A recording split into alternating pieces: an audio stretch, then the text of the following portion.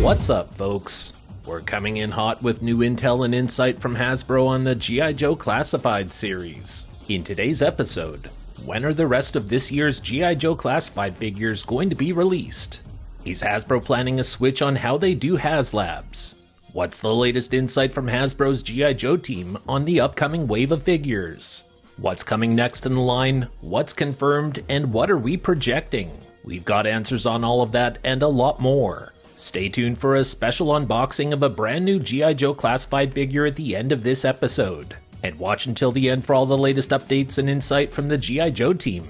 And remember, when it comes to G.I. Joe insight, clarity, and consistent quality, there's no substitute for the real thing. We bring you news and entertainment without any corporate bootlicking, softball treatment, or selling out. Before we get started, if you're not yet subscribed to Viper Island, now is the perfect time to join the largest G.I. Joe audience on the planet. Subscribe today so you don't miss an episode or any of our insight, research, and opinions. First up, this is going to be a very polarizing topic. Hasbro's announced that they've added a limited edition retro cardback variant of Flint. However, only 82 of these are being made, and they're randomly being released for Hasbro Pulse orders only. You cannot order this on its own. You can only hope that when your Hasbro Pulse order arrives, it's one of these 82 copies of the new variant. This means if you've ordered from somewhere other than Hasbro Pulse, you're guaranteed to just get the regular standard version of Retro Card Flint. You will not be part of the Hasbro Pulse lottery.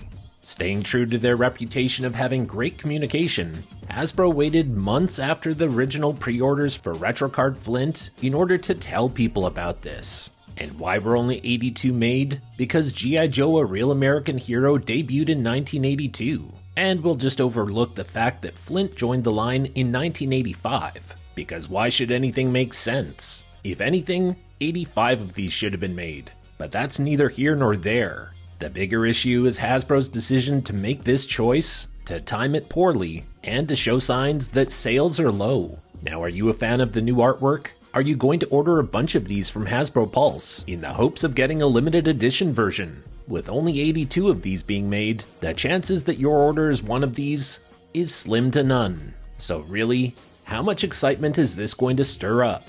Let us know your thoughts in the comments below. In our opinion, this appears to be a blatant attempt to just try and pump up sales. To clarify, brand new orders don't increase your odds of getting one of the 82 Chase editions. It's completely random for all orders dating back to the original pre-orders. And again, the orders had to be made on Hasbro Pulse. I don't know about you guys, but it seems like Hasbro is really hard up for money these days.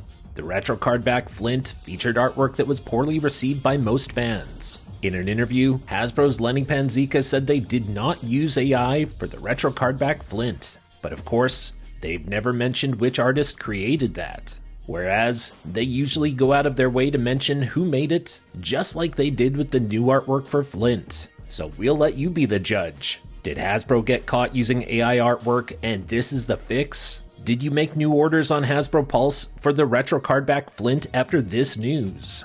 And if so, what are you going to do with your orders if you do not get one of the 82 limited edition Chase variant copies? Let us know in the comments and tell us how you feel about Hasbro's approach to this.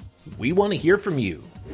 Next, what's going on at Hasbro? The G.I. Joe Classified community has grown increasingly frustrated with Hasbro's approach in 2025. Collectors have dealt with delayed figures, inconsistent distribution, and surprise ghost drops that arrive without warning or any explanation.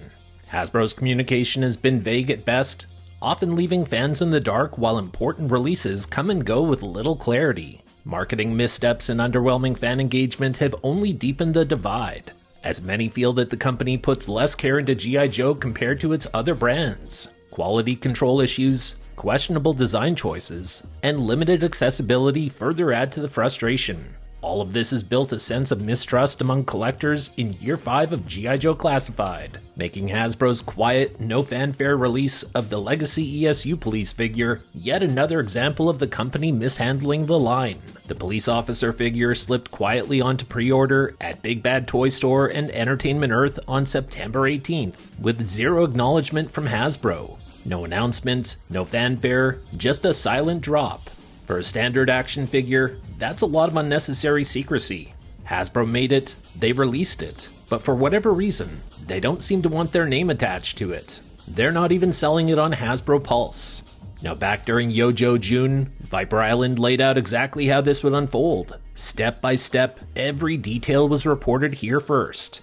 And it all happened exactly as we said it would. The figure was delayed, pre-orders appeared out of nowhere, Hasbro Pulse is steering clear, and Hasbro as a whole is keeping its distance. And like we've said all along, the release date is December 1st. Every single point confirmed, we tracked the story, got the intel right, and delivered it months before it played out. While some out there try to shortchange us or refuse to give credit, this is the reality. We break the news that others don't, and the track record speaks for itself. When it comes to the classified line, the receipts don't lie. If this figure pops up elsewhere, we'll keep you updated. Stay locked to Viper Island so you don't miss any of the alerts. Next, over to Short Fuse and Steeler. Pre-orders opened on Friday, September 19th on Target, and they promptly sold out in only 35 minutes. Another Target exclusive, another instant sellout. So the big question here, is the demand that large? In short, no. These sellouts are a direct result of low quantities being made available. The vast majority of collectors will still be able to find these at retail when the street date hits. So if you missed out on Steeler and Short Fuse, there's no need to run to eBay and pay 2 to 3 or 4 times the price. Don't worry, you will have other chances to pick this up. Stay tuned to Viper Island. When these start to show up in stores, we'll let you know. If you're enjoying this, hit the like button and make sure you're subscribed. Next, let's talk release dates. The next few months will be a busy time of the year for G.I. Joe Classified collectors, as there are a lot of figures scheduled for a fall 2025 release. So let's run down all the upcoming releases to help you keep track of your orders and help you anticipate when you are likely to be charged for your orders. For September, there's the Slice and Dice 2-pack. October 1st, Dial Tone, although some shipments have begun to arrive early. November 1st, the Steel Core Sentry and Modular Defense Post, the MMS and Colonel Hawk, Steeler and Short Fuse, the Desert Scorpion, and the Ghost Viper. December 1st, the Police Officer, the Renegades 2-pack of Mercer and Sergeant Slaughter, the Ostriker and Crankcase, Budo, the Retro Green Shirt Trooper, and the Retro Cobra Bat. December 15th, Sci-Fi, Wetsuit, Mainframe, and Grim Viper. For early 2026, Pythona. For fall 2026, the HasLab Snowcat. As a reminder, release dates can change. We expect that several of these releases will show up earlier than scheduled. Next, inside Hasbro, we're told that most of the team members working on HasLab projects would scrap unlockable tiers altogether if it were up to them. The push to include tiers, that comes from above. The alternative, and the option that fans have been asking for, and that we've been pitching for years, is simple. A direct-to-order item with optional add-ons. Hit the backer threshold, and then pick and choose what extras you actually want. That makes it clean, flexible, and fan-friendly. So why hasn't Hasbro gone this route? After all, it makes so much sense. Well, they haven't, because tracking individual add-ons across thousands of orders is a logistical headache, at least according to someone at Hasbro. For them, it's easier to offer one all-in-one package and then call it a day. Both sides have a case, but here's the real question. For tiers, do stretch goals add excitement and momentum to a campaign, or do they just hold back content that should have been included from the start? On the other side, for people against tiers, wouldn't fans be better served with the freedom to customize their order instead of being forced into a bundled package that may include things they don't want? At this point of the conversation, we're turning to you. What makes the most sense to you? Drop your take in the comments. Are you good with HasLab as it currently stands, with the tiers included? Or would you prefer what we've been pitching for years? A direct-to-order model, which after it hits the backing threshold, allows everyone to pick and choose any of the extras that they want. Whatever side of the fence you're on, drop your take down below. Viper Island keeps you up to speed on everything G.I. Joe and the G.I. Joe Classified series, the news, the reviews, and our reactions to the latest reveals. If it's happening in G.I. Joe, you'll find it here. And if you're enjoying the show, a quick tap on that like button goes a long way. Next, here is the latest insight from Hasbro's G.I. Joe Classified team. In a recent interview, Lenny Panzica from the G.I. Joe team said that they've had a lot of requests for wetsuit. He said that the air tubes can be removed from the helmet for a clean look. And Tony from the G.I. Joe team said that wetsuit has an all-new body. There's no reuse here. Lenny said he likes the underwater figures because their body molds make it easy to add secondary layers over top of it. And that helps when they're making new figures, so expect to see wetsuit reused. However, early reviews from Asia suggest that wetsuit's gear has a difficult time staying on the figure, and the figure and the gear are apparently both made of soft rubbery plastic. And wetsuit's legs are among the thinnest in the entire line, so there is a concern that he's not going to be as stable as other action figures in terms of standing up. All of that said, it is possible that wetsuit is going to be a figure that disappoints. Next, over to Sci-Fi. In a recent interview, Lenny said that the blast effects pieces that are included with Sci-Fi come as two separate pieces, the charge-up ball and the blast. Lenny said it's a callback to the cartoony laser blasts, complete with the charge-up action. Tony said what he likes best about Sci-Fi is having 4 different options for display. One with the helmet, one without the helmet, one with the helmet and the half visor, and one with the helmet and the full face visor. If you ordered Sci-Fi, let us know how you're going to display him. Then next, the Grim Viper brings a darker edge to the Classified line, and the look says it all. With his cold, expressionless mask and armored silhouette, he carries a presence that feels ruthless and unshakable. Every detail, from the sharp angles of his gear to the stark, intimidating color scheme, pushes him beyond a standard trooper for Cobra. This isn't just another soldier in their ranks. Grim Viper is a figure designed to embody menace. And we feel that Grim Viper looks like the kind of enforcer who shows up when Cobra really wants to make a statement. In a recent interview, Lenny said that the idea was to create a heavy jungle version of the Range Viper, and this is now the 3rd version of Range Viper to join the Classified series. There's the original Walmart exclusive Range Viper, the His Fireteam Range Viper, and now the Grim Viper. Let us know if you're in on the Grim Viper and if you have interest in other colorways. Next, over to Mainframe. Mainframe may not be the flashiest Joe, but his sharp intellect and calm presence make him indispensable. Armed with cutting-edge tech and battlefield smarts, he's the quiet strategist who keeps the team one step ahead. And on that note, in a recent interview, Lenny said that they updated Mainframe's computer, and this one has a slide-out screen. It's a hidden feature that makes Mainframe a lot more fun. The G.I. Joe team also said that Mainframe's computer can be stored away under his backpack. And they said there's a lot of interesting new design included with Mainframe's gear. If you're excited for Mainframe, sound off and let us know in the comments down below why and who's left on your wish list. Next, over to the Desert Scorpion.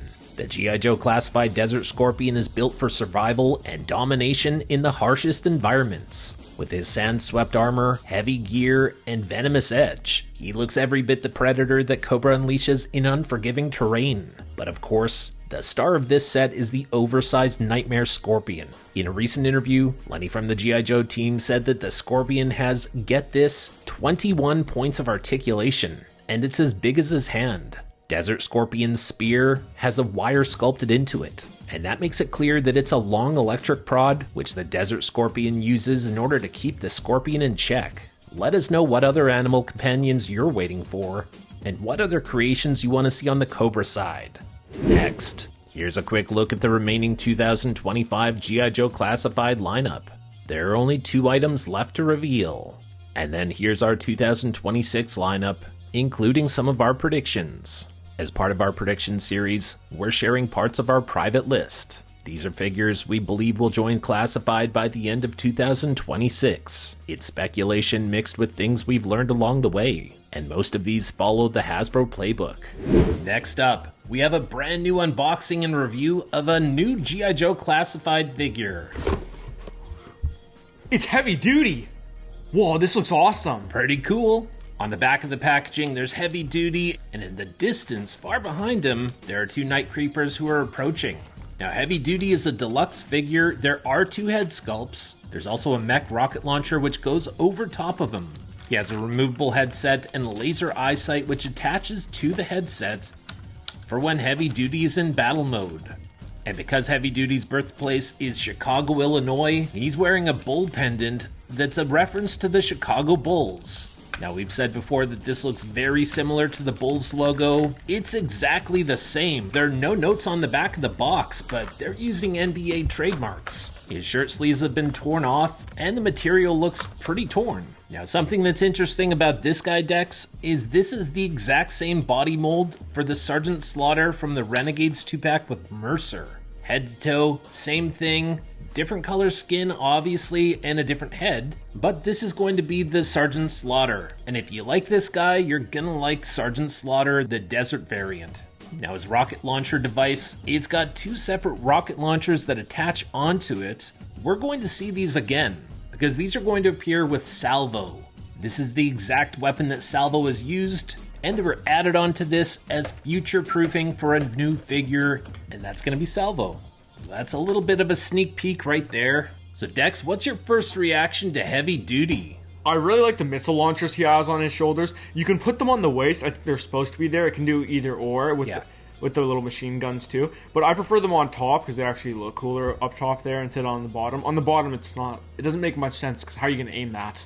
I think I agree too. He looks so cool when he's like top heavy. And like Dex said, there are 2 Gatling guns as well. There's the machine guns that are attached to it, but I mean, you can mix and match as you would like. The rocket launchers can be taken off and used as separate rocket launchers. Yeah, and that's what we expect with Salvo. He'll come with at least one of these, probably just one. There's some different kind of camo on his like pants. There's all these like triangles on here. It's supposed to be from the 90s. It looks a little funky. Yeah, well, I mean, that's the 90s. On the back of his backpack, there's some sort of like computer device on here. Yeah, and that's supposed to have, I think, the sound waves for some classical song. I can't remember who it's by. He's really into music. That's what we're supposed to know about Heavy Duty. And I think he's Roadblock's cousin.